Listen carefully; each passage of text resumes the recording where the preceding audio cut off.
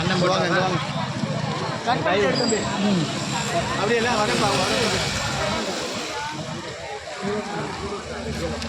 கையில் திங்க போடுங்க. பிரதமர் வந்தா நல்லது. ஏழை பழம் நல்லா இருக்கும்னா காங்கிரஸ் வந்தா மட்டும் தான் ஏழை பழம் நல்லா இருக்க முடியும். யார் வந்தாலும் பணக்காரன் தான் ஆகும். திருடனுங்க தான் திரும்பி தான் அது என்ன பண்ண முடியும்?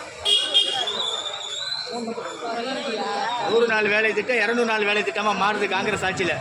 இப்போ சம்பளம் 150 ரூபா 200 ரூபாயாமா.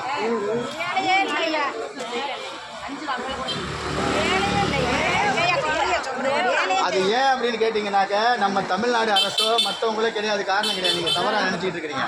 இது ஆரம்பித்தது மத்திய அரசு தான் பணம் தரணும். நமக்கு நம்ம பிள்ளைங்க படிக்கிறதுக்கே பிஜேபி அரசு காசு தர மாட்டேங்குது.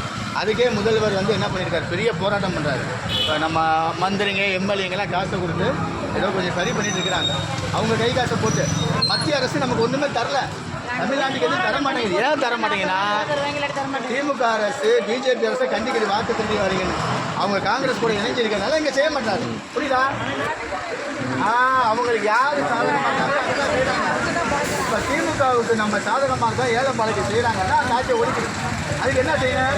இந்த மக்களை முதல்ல ஓட்டு போடாத. நீங்கள் என்ன செய்வீங்க? இப்போ 100 நாள் வேலை போச்சு, நம்ம ஸ்டாலின் இப்படி பண்ணுறா நினைக்கிறீங்களா? ஸ்டாலினுக்கு இதுக்கு சம்பந்தம் இல்லை. நல்லா புரிஞ்சுக்கோங்க. அதெல்லாம் எதுக்கு புரிஞ்சுக்கணும்னு சொன்னேன். அவருக்கு இதுக்கு சம்பந்தம் கிடையாது. அதனால் காங்கிரஸ் கொண்டு வந்த 100 நாள் திட்டத்தில் நீங்கள் கெட்ட பேர் ஆக்கணும்னு உங்களுக்கு வேலை கம்மி பண்ணுறாங்க. அப்போ நீங்கள் வெறுப்பா என்ன பண்ணுவீங்க? இந்த கட்சினா அப்படி இருக்கு, இந்த ஆட்சி இப்படி இருக்குன்னு இல்லையா? அதுதான் அவங்க வேலை. ஆமாம், அதை புரிஞ்சுக்கிட்டீங்களா? புரிஞ்சுக்கிட்டாங்கப்பா. 100 நாளுக்கு திமுக ஆட்சிக்கு ஸ்டாலினுக்கு வேலை இல்லைன்னு புரிஞ்சுக்கிட்டாங்க மக்கள். சந்தோஷம். அது வரைக்கும் சந்தோஷம். இப்படிதான் விழிப்புணர்வாக இருக்கணும். என்ன பண்ணுறதுமா? ராகுல் காந்தி கேட்குறாரு, செத்து போனவங்க ஓட்டெல்லாம் போட்டுருக்காரு. ஓட்டை இன்னொருத்தம் போட்டுருக்காங்க. நேரில் கொண்டு போய் நிறுத்துறாரு. அவங்க அதிகாரப்படுத்தி அடித்து தள்ளுறாங்க. இந்த ஊரை அடித்து வழியில் போடுவாங்கல்ல, அந்த கதை தான் நடந்துக்கிட்டு இருக்கு நாட்டில். எவ்வளோ தான் போராட முடியுது? அவரும் தனியாக போராடுவார். பார்த்தீங்களா இல்லையா?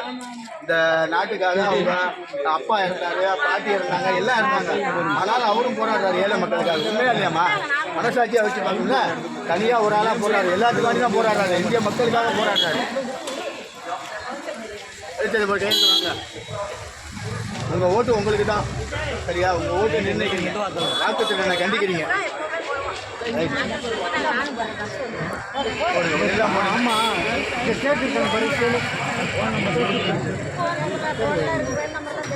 ஃபோன் நம்பர்லாம் அவங்களாம் ஏழை பாலாங்க.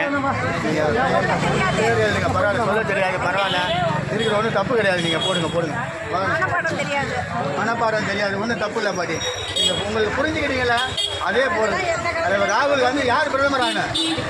யார் பிரதமர் ஆகணும்? இப்போ ராகுல் காந்தி ஆகணும். கரெக்டு, சந்தோஷம். கொடுங்கம்மா, நான் பார்க்குறேன் ஃபோன் நம்பரை. சொல்லக்கூடாது. அதாவது அதுக்கு தான் நாங்கள் வீடியோவில் சொல்கிறேன். இந்த மக்களுக்கெல்லாம் ஏழை மக்கள் உழைப்பாக்கு போயிட்டு வராங்க. ஆனால் புரிஞ்சுக்கிட்டாங்க, வாக்குத்திட்டத்தை பற்றி புரிஞ்சுக்கிட்டு ஆதரவு தெரிவிக்கிறாங்க.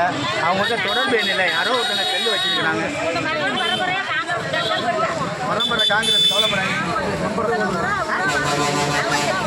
சந்தோஷம்.